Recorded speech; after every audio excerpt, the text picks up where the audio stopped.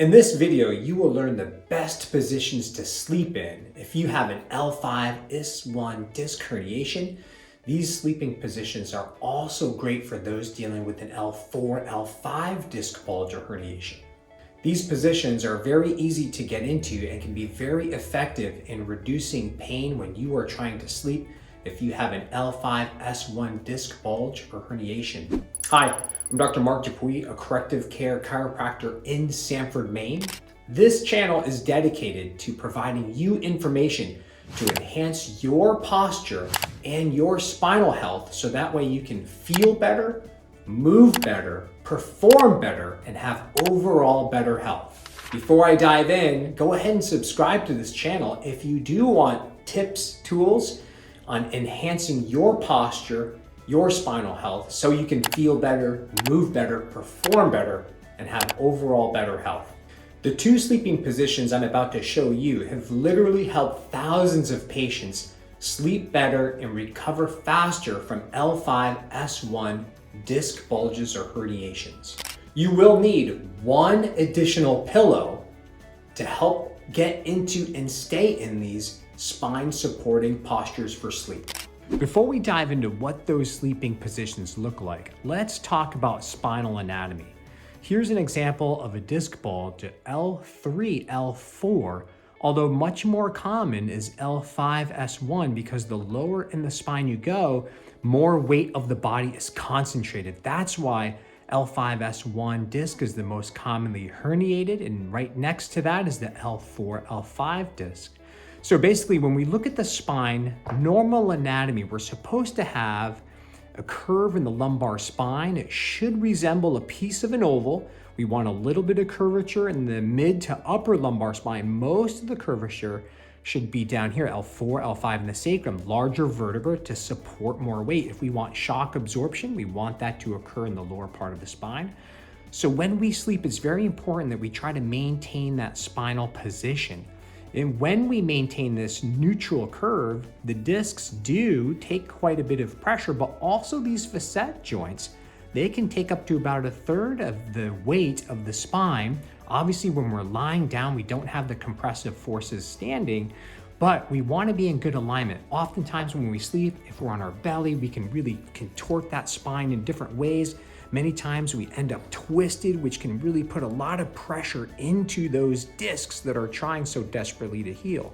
So the main goals are, when we're sleeping, how do we do that in a way to maintain this lumbar curve, whether we're on our back or our side? We're going to talk about sleeping positions in two different planes of motion. So here we go. Okay, the first position is on your back, but what you'll notice is I have a large pillow or bolster underneath my knees. You have to have something underneath the knees because when you bend your knees, that changes the hip angle and it allows your pelvis to be in a more neutral position. If your pelvis is neutral in terms of rotating front to back, your spine can be neutral if the pelvis is neutral. Now watch, if we take the pillow out and you try to sleep with your legs fully extended, you will feel that that actually dumps your pelvis, rocks it forward, and that pulls directly on your lower back. So a lot of times people know that sleeping on the back can be helpful, but they do it without a pillow underneath their knees, which actually produces more pressure in the lumbar spine. So it's gotta be a pillow that's pretty firm and it's gotta be high enough or tall enough to create some good knee bend. You will feel a significant difference in the pressure in that lumbar spine when you can flex those knees to some degree. That is the first position. All right, the second position is on your side. We have CA Kayla helping us out here.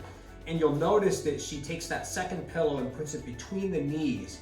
This is very important because if you don't have the pillow between your knees and you're lying on your side, it doesn't feel good to have knee on knee. So inevitably what happens is you'll roll over to try to slide that knee off the other knee, and then we start rotating.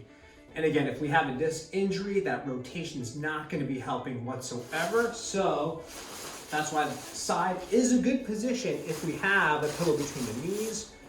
And what's even better is if we have a body pillow that goes even longer, and then that gives you a place to rest your arm. Oftentimes, if we don't have a body pillow, sometimes this arm will start reaching for the ground, and that can create more rotation. So there you have it. The two best positions for sleeping if you have an L5, S1 disc bulge or herniation, equally effective if you have an L4, L5 disc bulge or herniation.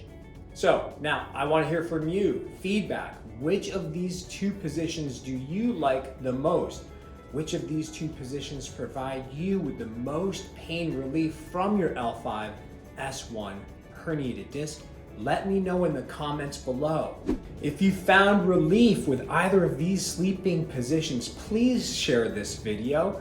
Comment, like. The more you do that, that improves our rating with the YouTube algorithm, and that can get to more people who desperately need help.